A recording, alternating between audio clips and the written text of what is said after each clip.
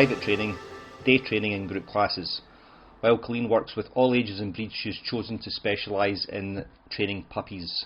She has done training and group classes for Seattle Puppyworks and the Seattle Humane Society. She is a mother of 2 children and a boxer mix rescue, and resides in Redmond, Washington, which is part of the greater Seattle area. Okay, hi Colleen, so thanks for joining us. So it's this evening here and it's this afternoon where you are? It is. It's a warm afternoon. Where are you just now? Thank you for having me. Oh, you're welcome. No, it's my pleasure. So where are you? I'm in the greater Seattle area, to be exact, Redmond, Washington. Nice. And what's it like there just now? Sorry, say that again? What's it like there? Oh, you mean as far as the environment in the training world? We have a huge dog culture here. There are more dogs in this area, in the greater Seattle area, than there are children. Wow. So it is a massive dog culture here.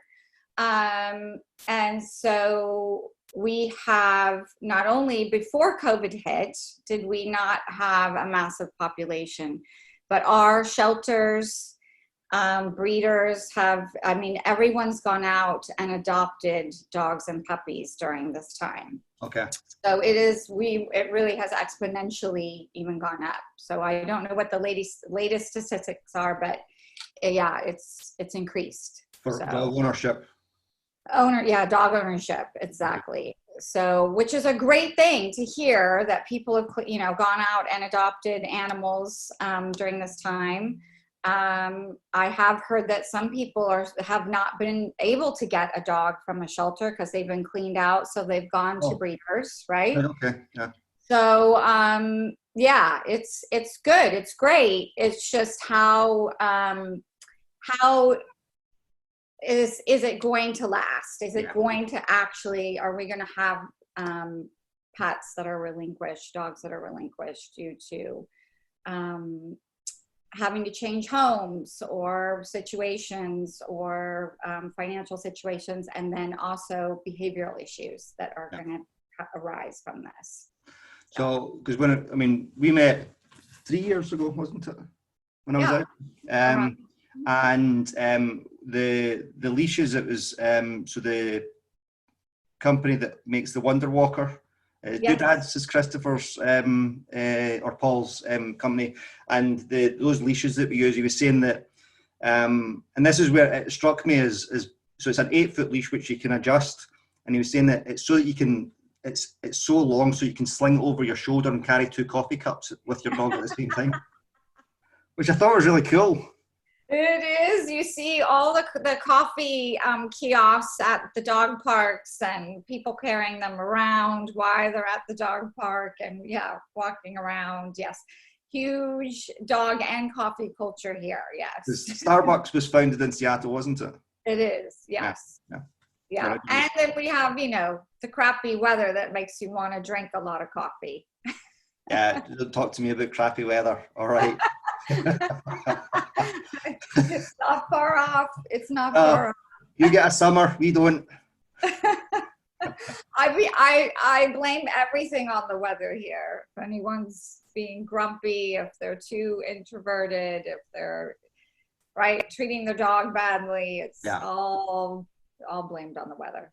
When I was there in 2017, and I think after, I can't remember how many people had mentioned it to me, but I think it'd been a record of how many days of consecutive rain that you'd had. And it was something like 200 or something. It was ridiculous. Yeah. And after I'd heard it, and after the 10th time, and I then said, nobody's mentioned that since I've been here. We had 200 days of consecutive rain. Yeah, it can be. It absolutely can be. And for a San Diego girl, California girl, it can be tough. Yeah, cool. Okay, so we're going to talk about COVID dogs and COVID puppies today. Yeah.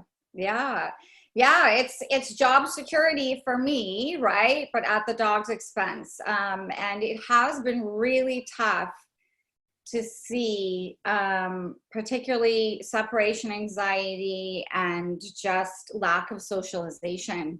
Okay. Dogs painfully afraid of everything. And what do you think has caused that? Well, I think that owners, you know, so when I ask them, are you socializing your dog? And I always, the next sentence is, and I don't mean just with other dogs, because a lot of people have this conception, right, that just means like socializing with other dogs. So I rephrase it and say, what are you exposing your dog to? What, right? The exposure. And often it's like, well, we haven't left the house, or we're just walking in the neighborhood. And, but he, you know, greets other dogs in the neighborhood and he seems just fine. Or we try to take different routes in the neighborhood when we're walking. And most of these people are living in suburbia. Most of them. Yeah. So it's really getting across to them that that's not enough. It just isn't. And puppy play, we do have places that are open and that you're able to do that. So I encourage, that's one of the first things that I do encourage them to do within that first 5 months is get in there and play, have the puppy play with other puppies. And fortunately, one of the places that I recommend is more of a city dwelling. So I said it's kind of a double, right, socialization. You're taking the puppy to play with other puppies, but you also have, you know, buses and homeless people and all the other noises, right, that are coming from that. And so yeah, it's lack of knowledge to your answer. It's a lack of knowledge of what socialization actually means. So we've got, for this socialization, it's quite a specific concept within dog training, but when and without being kind of snobbish about it, when the layperson hears socialization, they think about us socializing, you know. Mm-hmm. So, but that's not what socialization is. No. It's this period. So they used to call it critical, but then it's now sensitive because we can still make some ground on it. So can you explain what that is a little bit, that socialization period? Yeah, so it's so important that there be positive experiences. So we're talking about sights, sounds, experiences, textures, smells, all of it, right? The world, all of the sensory. Think of all those sensories. And it needs to be a positive, because it is critical. It needs to be a positive association. So doing it gradually, doing it, you know, watching the dog and being an advocate for the dog, that if something, we're not forcing this dog. And that's the other mistake that people will make, because they're trying to hurry it along. And so they'll force the dog to experience something that it's not ready to experience. And now you've really got a bad association with it. So, anyway, it's that very critical time of having them have a positive experience with all of the worlds, the sights, sounds, experiences, textures of the world. That is so critical. So these puppies are experiencing this, and it's like a library going into their head. They're filing, okay, I've seen, you know, the man with the funny red hat on. I've seen the old person with the walker. I've experienced the big city bus. Right? So it's this filing that's going on, that we want that exposure, so that when they do come across it in the world, it isn't a hugely frightening experience and not a reactive experience, or having a negative reaction to it, right? So it's so crucial in that time period, and not that it's not beyond 5 months that exposure isn't, but that exposure in particular in that first 5 months and with playing with other puppies is so important because they learn from each other. So often you get, you know, I'll often say, is the dog playing with other puppies? And they'll say, oh, it plays with the neighborhood dog that's a year old, or, you know, the 7-month-old dog across the street, or, and I have to really clarify that it is puppies. We're talking, you know, good 5 months and younger that they need to be playing with. So all of that encompassing, right, is so important. So there's a couple of things there that I remember the way I kind of try and explain to clients is, so I grew up in a big town outside Glasgow, so it was about 85,000 people, so not small, you know, and then Glasgow is a fairly busy city, and I think we're the 3rd biggest or the 4th biggest in the UK, but it's only, I mean, I think Greater Glasgow is 800,000 or something like that. But I remember about 15 years ago, I went to New York and I stayed in a hotel just off Times Square over the weekend. And so despite the fact that I'd been in cities before, I'd been to New York before several times, I've been to London, and I've been around, like I worked in a city here, being in that hugely dense population that had all those sights, smells, sounds, movement, and it was sensory overload. It was like, so that is me as an adult in my 30s, you know, and being overwhelmed by that, despite all that experience that I've had. And I would last about 15 minutes before I was like, game over, I'm going back to my hotel, or I'll go for a walk in quieter streets. But there was like, you'd see cops or the tourist information people, you know, or street vendors who just took it all in their stride because they'd become socialized or habituated to those things. Habituated to it, yes. Yeah, I had a similar experience moving from San Diego to Los Angeles, right? It was like, wow. Yeah, absolutely. And we think of San Diego as being quite a decent sized city, but it's not LA. No, it's not. Yeah. Not compared to, yeah, Los Angeles. And then if we've got that, we take that same notion and we put it in a dog that has been on the planet for 8 weeks. Right. You know. Yes. Give them a break. Absolutely. Yeah. So we have to do it in very small doses. We have to do it in a way that is comfortable for the dog. And, you know, I just had a client, the dog is 4.5 months old, and she's one of these clients that's just sort of been walking it in the neighborhood. And the dog, they got it, I want to say at about 3 months old. And the dog came with a temperament that we don't know, right? We don't know if something happened to cause it to be super fearful, or if its temperament was like that to begin with, right? We have no idea. There's a period there, about a month, that we don't know. And she thinks that dogs must walk. Yeah. So she's out dragging the dog around the neighborhood, literally, yeah, pulling this dog and forcing it to walk through the neighborhood. And I had to very kindly say, you have to stop that, right? This dog is not ready. It's not ready for this. And just because maybe you go have a walk, if that's what you want to do, leave the dog, have a play with it in the backyard. And so, yeah, we have to, all dogs don't need or have to walk, especially if they're super fearful. We can't force them to do this. So what would be some of the signs there that you're seeing that the dog is scared or overwhelmed? What would we see in their behavior? Well, a lot of them will just freeze. Yeah. They'll just stop, right? And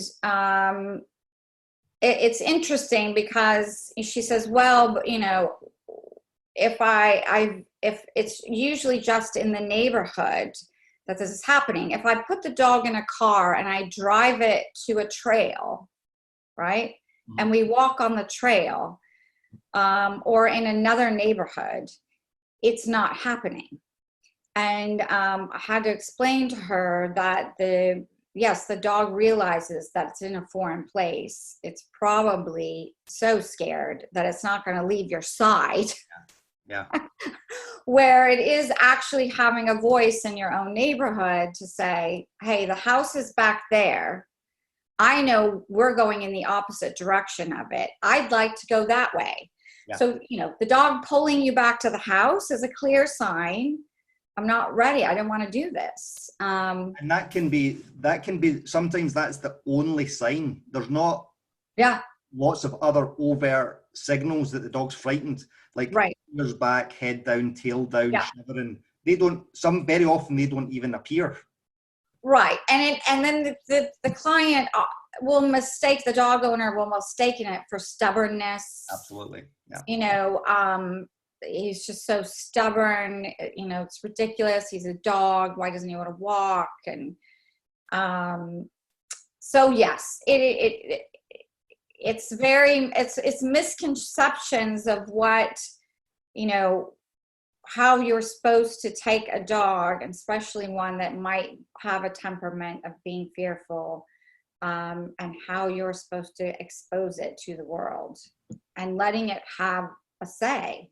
And how that's done. Yeah. So I see it with, you know the kind of some of the story with my dog Logan, but when my neighborhood, it's blocks of flats or apartment buildings, and there's sometimes that he just goes somewhere and just says, I don't want to go that way. Yeah. And I think that it's so that the best I can. There's a dog that shouts. The dog sits on the balcony when it's nice days. And the dog shouts at him as he walks past, and it upsets him, and it does, because he starts barking back and then looks at me and becomes kind of frantic and stuff. And some days on a sunny day, he will not walk down that way because he's clearly made an association. The dog's likely to be out when the weather's nice and not likely to be out when they're not. Yeah. And then there's other times where, it took me long enough to come in. Some days that he just would not walk in the gate at the back of my building. He just... And I don't know what it was. The only thing I can think of, it was a smell that he's not like, or he's got a memory of, or a bad association. And I just took my time with him and said, that's fine. And a couple of times my son was out walking with him one day and took him out for the toilet, and he had to call me and he says, he's not moving. And that's fine. And I just went down and he's big. He's 34 kilos, which is about 70 pounds or something like this. And I just picked him up and carried him into the building, and then he walked up the stairs on his own. But it's recognizing he's having a hard time. Yes. So yes. Help him out. Yes. Well, and also there are dogs, just like people, that just want to stop and watch something and observe it. Right? They see something. They're not necessarily afraid. They're just wanting to take it in and observe it, right? And just scan everything that's happening, and maybe wait till it passes and then they're okay to move on. But we have to we really do have to think about each individual dog. And maybe there's some dogs that just like to stop a lot and take it in, right? Rather than just hurrying along. We always assume that it's a dog. It just wants to pull us forward, right? Yeah. But sometimes we're the ones having to actually stop when we don't want to and let the dog, whether it's smelling something, investigating, or just watching it, observing it. Yeah. Absolutely. Cool. Okay. So you're at a cafe. What type of drink do you order at a coffee shop? What do you take? At a coffee shop, my new obsession is matcha green tea lattes. I'm not a big, so I am sacrilegious here in Seattle. I am not a coffee drinker. So everyone thinks I'm very weird and strange. I don't drink coffee either. I don't drink it. I have a nice big smoothie, a shake in the morning. That's my coffee. But I do like matcha green tea lattes. And in the summer, I get an iced one. It's really lovely and it's healthier. And anyway. There was, I'd met a friend of mine a few years ago at a Starbucks, and I'm not a massive fan of Starbucks. I don't drink coffee and their tea's rubbish. But the water machine was out, so they only had the ability to steam milk. So he bought me a chai latte, which is what you're talking about. And I was like, what the hell is that? Get that away. That's an abomination. Yeah. Oh, okay, right. If you could go back in time, what one thing would you tell your teenage self? Oh, for God's sakes, relax. Don't overthink everything. And yeah, be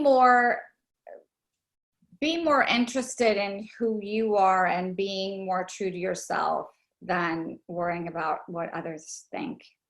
So I saw a really nice, and it was Brene Brown. We were talking about her just before we started recording, and she was saying there's a massive difference between belonging and fitting in.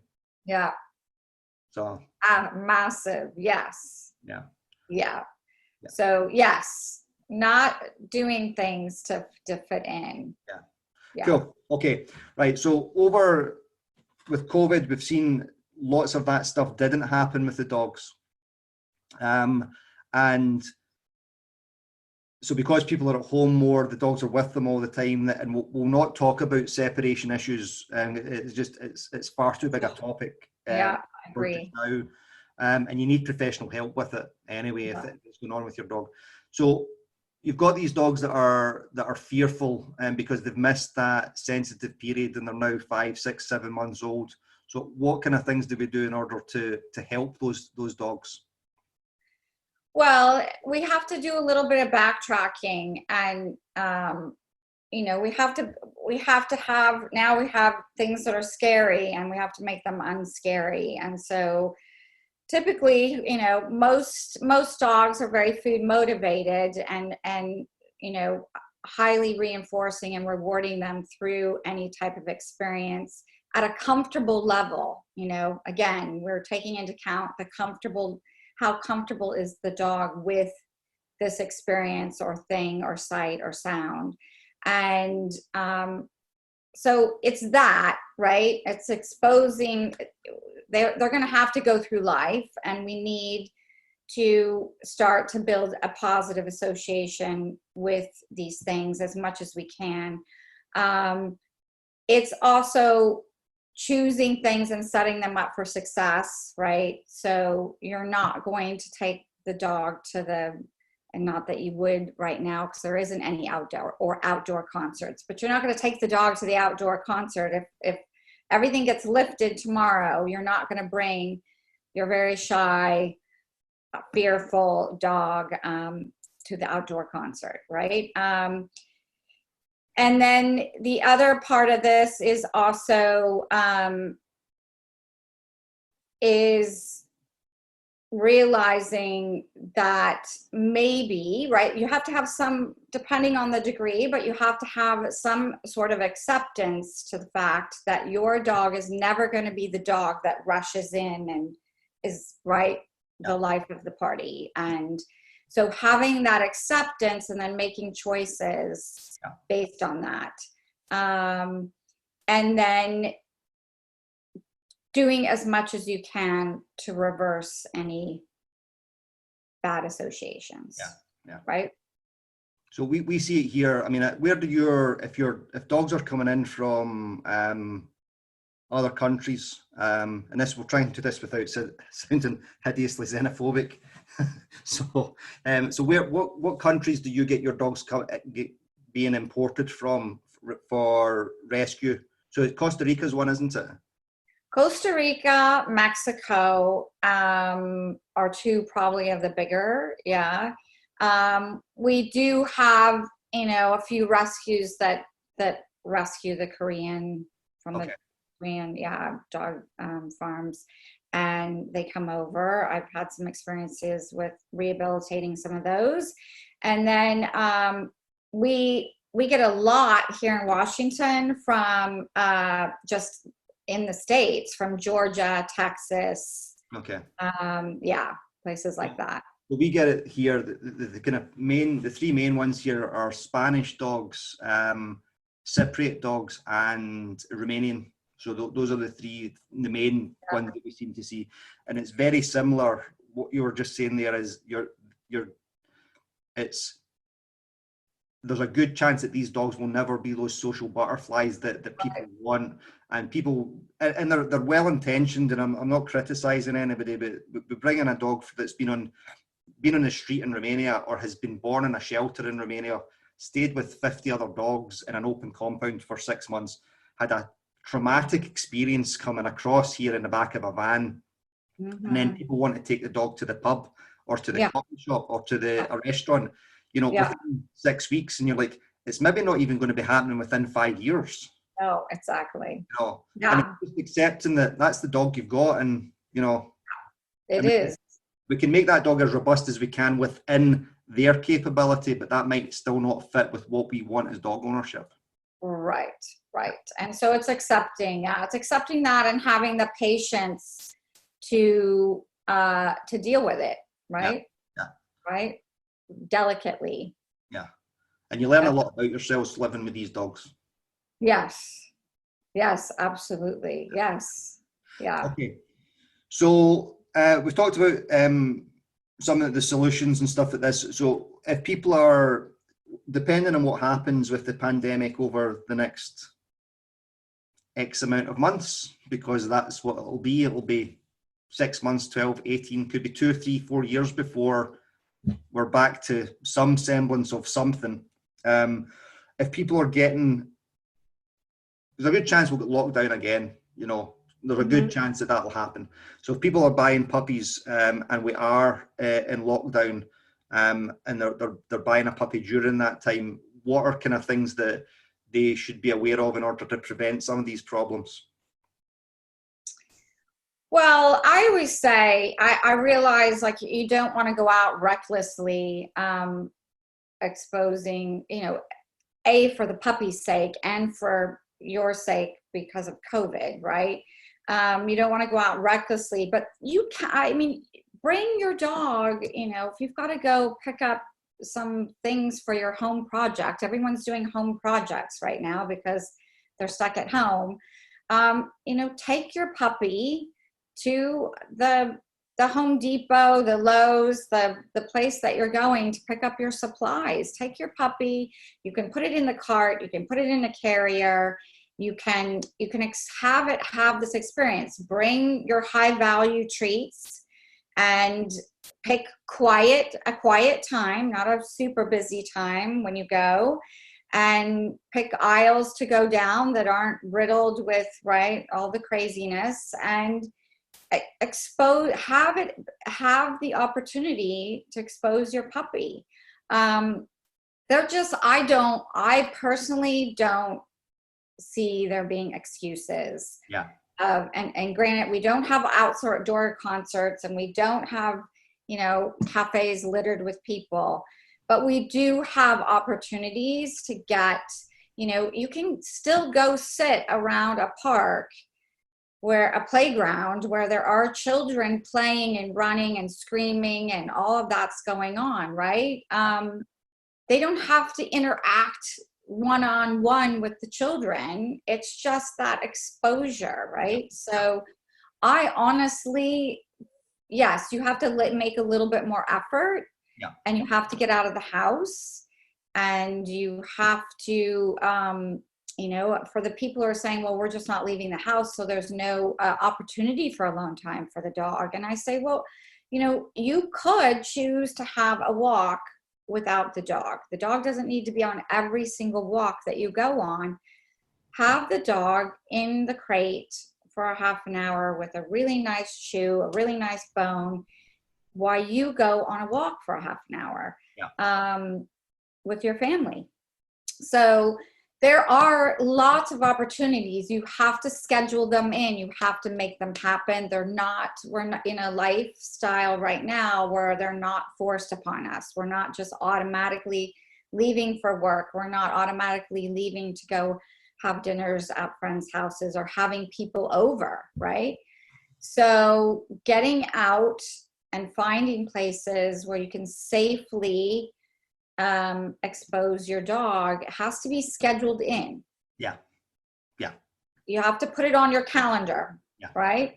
And on you go, sorry. Yeah, I like to say, 6 new things a day for a puppy, okay? And that could be a new person, that could be a new puppy, that could be a new sound experience. So 6 is totally doable. Yeah. You can make it happen. I was thinking about it that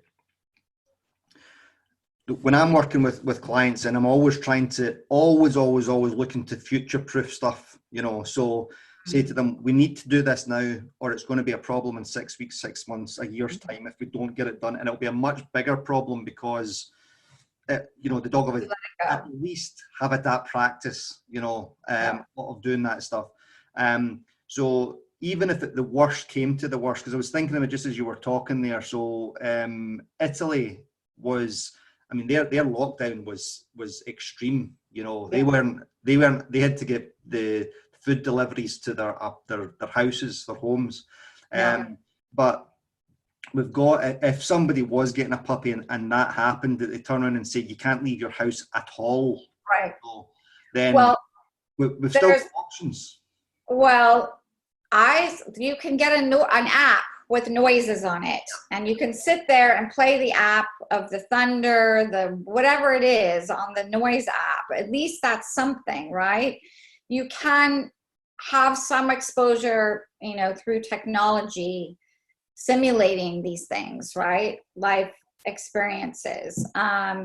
So yes, I get it. That is quite extreme. You wouldn't be able to leave your house, but you can make an obstacle course in your home, right? Go in your garage and get some things you can make a platform the dog has to walk on. You can get something wobbly, maybe the dog has to try and put its paws on. Something that's crinkly, makes noise, or, right? You can start to simulate an obstacle course in your home or in your garage or yard that might be replicating what's out in the world, right? And the minimum that's going to do anyway is that you're going to have. So I remember reading, and I'll stand to be corrected on this if somebody wants to, is listening to this and wants to contribute wherever they hear it. If we've got, so a child who plays sport, it's when people say it's good for their confidence, I think there's this automatic assumption it's because that they get to win something, but it's not really about that. It's the fact that their body moves and they can work out. My behavior moves stuff, it works, I can balance, I can get back up, and it's not the end of the world because I've had that experience of falling over and that being kind of sore, that that hurt, but it's okay, and these little kind of small, considered, thoughtful, and I'm cautious of using the word adverse experiences, but experiences which are kind of mildly unpleasant. It means you go, yeah, that's okay, that's all right. I watched today at the park, there was a little boy, he was there with his mum, and he was maybe 14 or 18 months old, and when he fell over, he was walking and he fell over and he rolled, right? He basically bounced on the ground, right? Yeah, and he got up and absolutely. went, and it's because he's been given that opportunity and his body's designed for it. His body's designed to be bouncy, Absolutely. So the more that we get these experiences in with being creative, I've got a puppy just now I'm working with, and we're teaching him to, one of the first things that we did was we've got a little box which was maybe 3 inches tall, and wide enough and long enough for him to lie on. And all I did was ask him, can you climb up on that and then climb back down? So being creative with, putting a shallow box and putting a dog's dinner in it and getting him to work out. And that creates all that good brain development, that good neuroplasticity that he starts going, and you're building a robust being. Yes. you know. That's it. You're building some grit Yeah. in the dog to be able to have experiences through the world that might take them off a little bit, but they recover quickly, right? Yeah. So, and that is that, to your point, when we're talking about particularly shy, temperamented dogs or feel for dogs, we want to build their confidence, right? Yeah. So having them work out a puzzle and having, you know, poking 2 holes in a box and with some kibble in it or some treats and having them figure out how to get it out. Yeah. Right. They may have to shred the thing, but it's an activity, it's something, and they are building this experience with this new texture, this thing, and what do I have to do to get this food out? And yeah, the obstacle course, falling over, getting back up. I mean, anything that can build their confidence, Yeah. right? So that when they do go out into the world, they are a bit more willing to handle it. Yeah. There was a couple of points there, because even during that, you could have, I mean, I think everything is on YouTube. Everything. Yes. You know, Yes. put on a cityscape on YouTube and you have that just grumbling on in the background. And then the next day it'll be the ocean. And then the next day a construction site, you know, and the dog is building, it's all neurology, just new neural connection over and over and over again. And just, you reminded me there that there's a really great movie called The Edge, I think. It's from the 90s and it's got Alec Baldwin and... I think I remember, yes. So Anthony Hopkins he's a self-made man. So he's supposed to be like a tycoon, like, you know, Vanderbilt or Rockefeller type. And Alec Baldwin is a photographer. And they crash in Alaska. And what happens is that Anthony Hopkins is older, you know, and he's smaller, and then Alec Baldwin and all his magnificence in the 90s is this big, handsome, physically capable guy. But he falls apart, and the reason why he falls apart is because he's never been challenged in his life. Yeah. You know, whereas the Anthony Hopkins character he's got this amazing life now. You know, he's rich and he's got a beautiful wife and he's got all the toys, but he didn't have that from when he was 16. And he built that and put through adversity in order to get that, you know. Yes. It's similar. Those things are just having these little experiences. Right. Oh, so important. So important. Yeah. With humans and dogs. Yeah, absolutely. Cool. Okay. What's the best advice you've ever received? That's probably going to be similar to what you would go back and tell your teenage self. Or is it? You know, I think one of the best pieces of advice I've gotten, and it's taken me a while to learn it. I've gotten it several times throughout my lifetime, but actually, I think I actually am I practice it very well now, is you don't have to, and what's that saying? You can't, the stair, was it Martin Luther King that said you take the stair one step? Oh God, I'm going to butcher it. Anyway, you don't need to figure it all out, right? Uh-huh. You take it one step at a time, because if you're looking at the whole staircase on how I'm going to get up there, right? You can get overwhelmed, and then it inhibits you from actually taking the steps forward that you need to take. Yeah. So I take things I live presently. So I take them in bite-sized pieces rather than trying to look at the whole big picture, which we, as humans, we are all big. We are faulted at that for sure. And I like to apply that to training too. When I talk to clients, you know, don't look at how the end result of this perfect dog that you think you want. Just every day, work at it a little bit, a little bit, a little bit, and you will be surprised, right? If you dedicate every day to some sort of training, you will be surprised at what a well-behaved dog that you have and how adjusted they will be. What can I do today? Yeah, what can I do today? Yep. Yeah, awesome. That's lovely. What book has made the biggest impact in your life? I will say there's a lot. There's so many. It's hard to to say just one. Eckhart Tolle's A New Earth. I'm going to write that down. It applies, it applies to really what we were talking about, but living presently. Okay. Yeah, huge. I read it when I was, I transitioned, I lived in the UK in London for 8 years. I transitioned back and got divorced at the same time simultaneously, which was horrendous. And that book just spoke to me and grounded me. So when anyone asked me that question, because it was such a transitional period in my life, and that book got me through it. So I always think of that one. Nice. Okay, cool. Yeah. That's probably why you can understand me. I was thinking about that when we were talking there, and when the passion talking and you start speeding up. Yeah. Because you've lived in the UK, you've got a better chance to understand me. Yeah, and I've watched the movie Snatch probably 150 times. So I don't think I understood a word that anyone said in that movie when I first watched it, but I've gotten better. It's I've got cousins in New Jersey, and they went to see Trainspotting when it first came out, and he told me they had subtitles.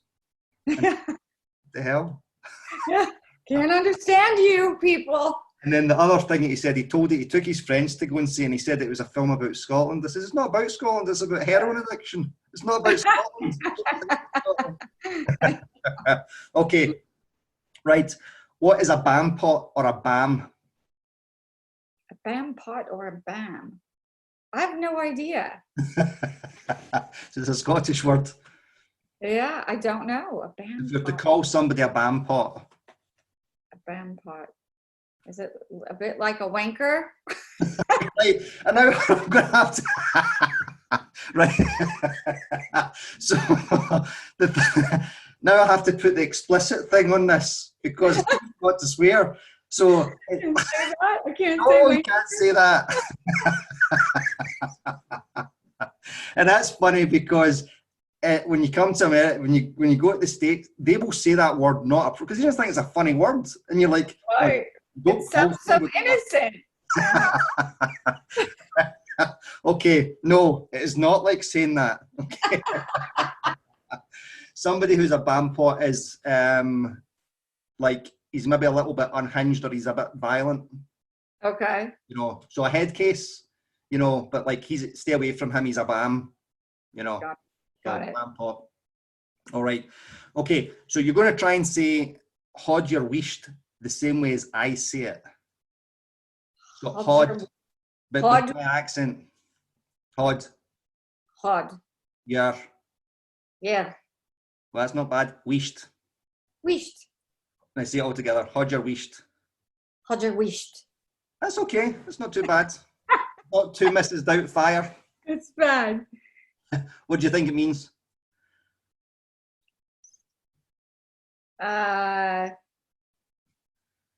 Get your head together. It means be quiet. Oh. So hold your wished. Wished. Shh, shh. Okay. Yeah. Shh. Okay. Yeah. Hold your wished. Okay. Right. Last two. What do you say to people when they push back against positive reinforcement training? Well, I don't want to stereotype here, but it's usually the male part of the couple. Yeah. Right. So I'm meeting with husband and wife, and it's usually the male. And what I say is that adversive methods work. They work if you want a quick fix, they actually work, but at the expense of what? Yeah. At the expense of the relationship, at the expense of using a device that you don't want to rely on. And wouldn't you rather be training a dog for long term? Yeah. For your relationship and your training techniques and having them be really solidified and instilled and have it. So I actually, to be honest, I use a bit of a an analogy or a metaphor with the husband and wife, and it usually goes something like this. You know, if your wife wanted you to wash the dishes every evening, and she just shocked you or clubbed you over the head every time you didn't, you know, would you eventually do them? You know, and you know, yeah. But would you feel very close to her? Would you feel very, you know, would you maybe start to resent her? Would you just, the breakdown of the communication about it? You know, what would your relationship would probably suffer. And then I use the reverse, right? If she kind of loved on you every time the dish got closer to the sink, and that she was giving you positive feedback about when you were actually, and then bam, you're doing the dishes, and you know, you had a really hot night that night of love making, you know, would you do the dishes more often? Probably. So anyway, I always get a laugh out of it. It breaks them.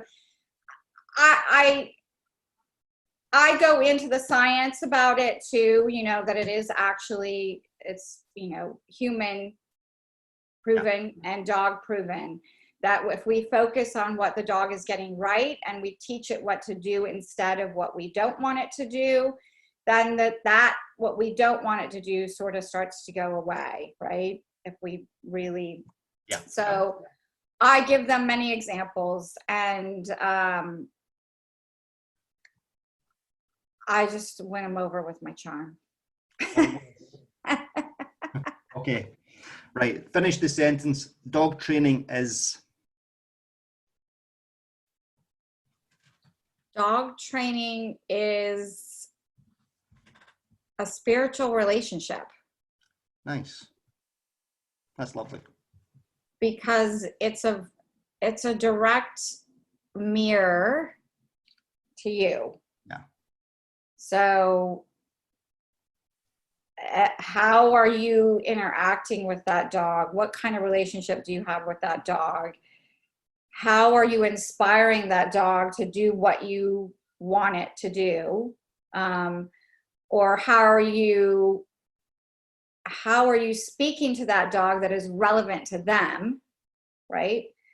So that's a direct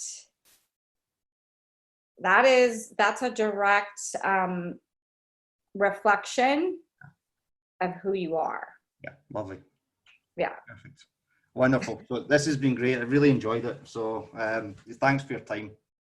Yeah, I did too. Thank you for having me. Always a pleasure.